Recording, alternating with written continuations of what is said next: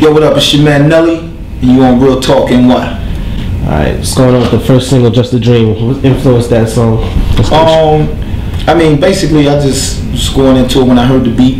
You know, I thought it was, you know, I'm such a fan of the guitar and strings.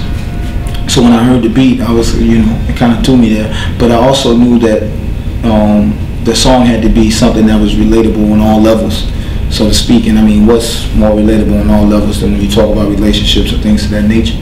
So I wanted to make the song as relatable as possible. So coming up with the subject matter was real easy when you're talking about relationships between men and women, because I mean, that's on any level: black, white, adult, child,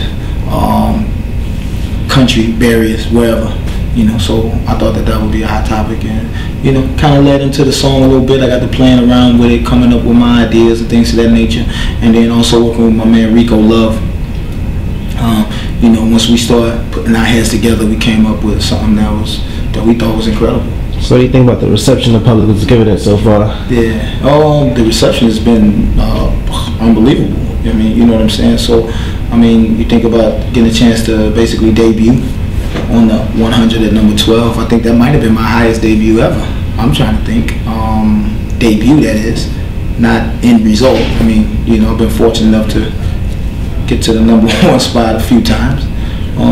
But when you think debut and then you think downloads and things of that nature, because, you know, this is almost really my first album almost in the download era.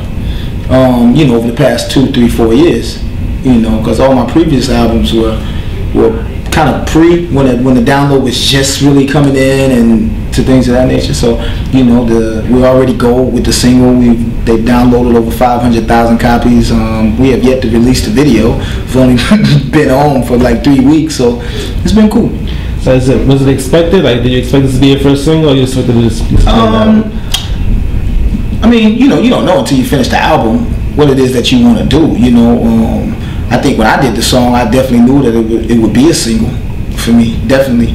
I didn't really pick exactly when until I was basically done, and was like, you know what, I think this would be kind of hot to kind of lead off with, you know, to kind of come out and just, you know, do me. So what about Tipping in the Club? Tipping in the Club, I think, is a great song as well. You know what I'm saying? But I also think it's something that people have yet to really experience on that level yet. You know, Just a Dream, when you get those type of songs that impact everybody so fast, you know what I'm saying? It's just like, you know, whatever you do with that, if it's not succeeding as that, you kind of looking at it like, well, what the hell's going on, you know? But, you know, Tipping in the Club, produced by Dutch and Jukebox, it's crazy. It's a crazy joint. So I know you're working on an album, and like, what was the process like compared to I've been working on the album for just about a couple of years now, but I'm always in the studio, so I'm always working. You know, the process was basically I was doing as many songs as I feel as needed to get what I needed to get for this project, which was damn near anywhere from 50 to 60, 70 joints. You know, but that's like a normal process on any album that I do. I always do those amount of joints. You know what I'm saying? I think almost every artist does when you do on a project now. I mean, you know, because I think you just want to go over it. And then with me having success on so many different levels in music, you know what I'm saying? You're talking about getting number 1s with Grills, you're talking about getting number 1s with Ride With Me's, but you're talking about getting number 1s with EIs, but then you're talking about getting number 1s with Over and Over. You know what I'm saying? So it's like, well, what do you do? Enhance Tipping in the Club, Dream record. 2 very different records. You know what I'm saying? So I think, you know, just trying to maintain the consistency with this album, and so the process was a little different, I would say, but the same as any other way. So what are some of the producers and artists you work with on the album? Producer-wise, Jim Johnson produced the Just a Dream record, but he also produced the record called Gone, featuring myself and Kelly Rowland. My man T.I. actually produced the track with his company called Smash Factory, that produced the track that me and him is on called She's So Fly. My man Polo the Dawn produced Long Gone, track that I did. Also, my man Infamous produced a track with me, Baby, and DJ Khaled called another track called One, another number 1 track, so to speak. But you know, me and Baby came together. He's like, he's the #1 stunner. I was like, I did a track called #1. He did a track called #1. And you know, Khaled is always running around talking about he the best. So you know, he's the brother, he's the homie. So you know, we all three was just like, hell, you know, we did something that's kind of crazy. In life, it's just determination. You know, everybody grows up different. Everybody has different paths. You know, you have to, you know, take what you are dealt and learn how to win with that. You know what I'm saying? And my only I would say recommendation is to believe in yourself. You see what I'm saying? Believe that you can do it, because you got to know it in here, because the exterior is what people see and that's what people attack.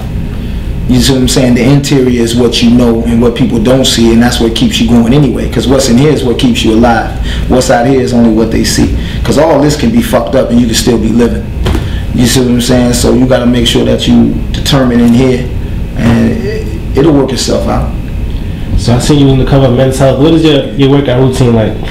Well, now it's a little bit off because I'm doing more of this and more press and things of that nature. So I just try to get in the gym as much as possible, maybe 2 to 3 times a week, just to maintain. But if I'm doing something, I may go every day, sometimes 2 times a day. It depends on what I'm getting ready for. You know, if I know like I got a photo shoot, like you know, like even the Men's Health photo shoot or something, if I got that coming up in 2 weeks, so for the next 2 weeks, I'm cramming. It's kind of like a test, kind of like, you know what I'm saying? I'm cramming, I'm ripping, I'm in there, I'm hitting it hard, because you know, I know what this photo shoot is going to entail. But if I'm just chilling or something to that nature, you know, that's why some people, you know, you kind of look, and I may fluctuate, you know, up and down, because I know 50 used to do that. 1 minute he's real, then next minute he's slim, you know what I'm saying, and things of that nature. And I think that's what you do. I know L did that a lot too. Fluctuates, big, then slimmer. That just comes with the work. So you looking to get into any more acting? Yeah. My agent is very happy about that. She's been trying to get me to do that for about the past 4 or 5 years. But it's just one of those things, man, that I understand what it is, and I'm just very one of those people that if I'm gonna do it, I'm a gung ho. I'm kind of like, I get obsessed with it. Like when I first really started bowling seriously, you see what I'm saying? Like I would go bowling every day. You know what I'm saying? Like when I first started bowling, I was going bowling every day. I was buying a new ball every day.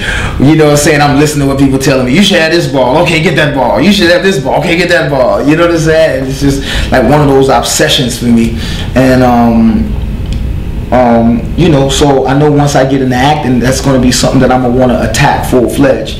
And she's been trying to get me to do it for a minute now, so she's finally getting her wish.